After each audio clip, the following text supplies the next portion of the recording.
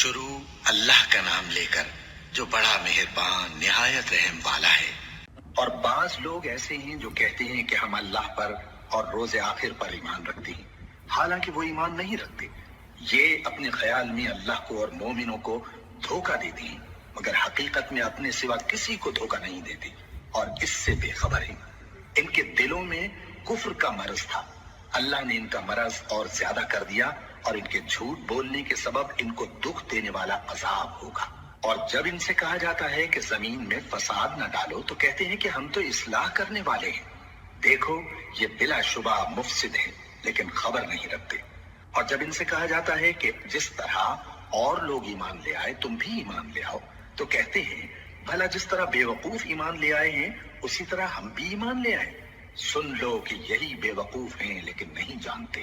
اور یہ لوگ جب مومنوں سے ملتے ہیں تو کہتے ہیں کہ ہم ایمان لے آئے ہیں، اور جب اپنے شیطانوں میں جاتے ہیں تو ان سے کہتے ہیں کہ ہم تمہارے ساتھ ہیں، اور مسلمانوں سے تو ہم ہنسی کیا کرتے ہیں۔ ان منافقوں سے اللہ ہنسی کرتا ہے اور انہیں مہلت دیا جاتا ہے کہ شرارت و سرکشی میں پڑے بہک رہے ہیں۔ یہ وہ لوگ ہیں جنہوں نے ہدایت چھوڑ کر گمراہی خریدی، تو نہ تو ان کی تجارت ہی نے کچھ نفع دیا اور نہ یہ ہدایت یاب ہی ہوئے۔ ان کی مثال اس شخص کی سی ہے جس نے شب تاریک میں آگ جلائی، جب آگ نے اس کے ارد گرد کی چیزیں روشن کی تو اللہ نے ان لوگوں کی روشنی زائل کر دی اور ان کو اندھیروں میں چھوڑ دیا کہ کچھ نہیں دیکھتے۔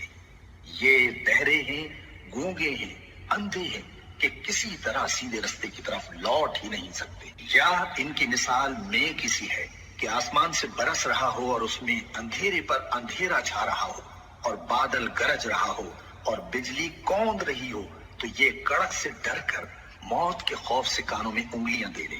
اور اللہ کافروں کو ہر طرف سے گھیرے ہوئے ہے، قریب ہے کہ بجلی کی چمک ان کی آنکھوں کی بصارت کو اچک لے جائے۔ جب بجلی چمکتی اور ان پر روشنی ڈالتی ہے تو اس میں چل پڑتے ہیں، اور جب اندھیرا ہو جاتا ہے تو کھڑے کے کھڑے رہ جاتے ہیں۔ اور اگر اللہ چاہتا تو ان کے کانوں کی سنوائی اور آنکھوں کی بینائی دونوں کو زائل کر دیتا۔ بلا شبہ اللہ ہر چیز پر قادر ہے۔